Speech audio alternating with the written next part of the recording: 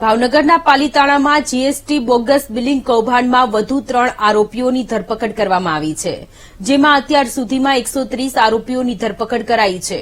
લોકોના આધાર અને પાન કાર્ડનો દુરુપયોગ કરીને આરોપીઓએ બોગસ બિલિંગ કર્યું હતું અને સરકારને નુકસાન પહોંચાડ્યું હતું. ત્યારે સમગ્ર મામલે એસઆઈટી દ્વારા તપાસ કરાઈ રહી છે અને વધુ 3 આરોપીઓને કોર્ટમાં રજૂ કરીને જેલ હવાલે કરવામાં આવ્યા છે.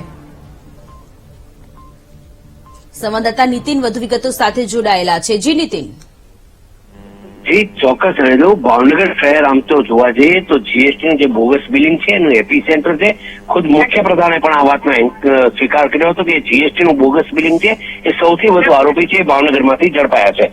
તાજેતરની જે ઘટના છે કે પાલિતાણામાં જે મધ્યમ લોકો હોય છે એમના આધાર કાર્ડ વગેરે લઈને જીએસટી નું બોગસ ખાતું ખોલતા હોય છે, આ પ્રકારની ઘટના સામે આવી હતી. આ કેસમાં અત્યાર સુધીમાં તો જોવા જઈએ તો 130 થી વધુ લોકોની ધરપકડ થઈ છે.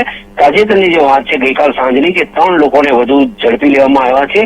જીએસટી માટે જે ખાસ સીટની રચના કરવામાં આવી છે આરોપીને ઝડપવા માટે, અને સીટની ટીમે 3 આરોપીને ઝડપી લીધા છે. તમામને કોર્ટમાં રજૂ પણ કર્યા હતા અને તમામને હાલ જેલ હવાલે કરવામાં આવ્યા છે. જી નીતિન, આભાર તમામ વિગતો માટે.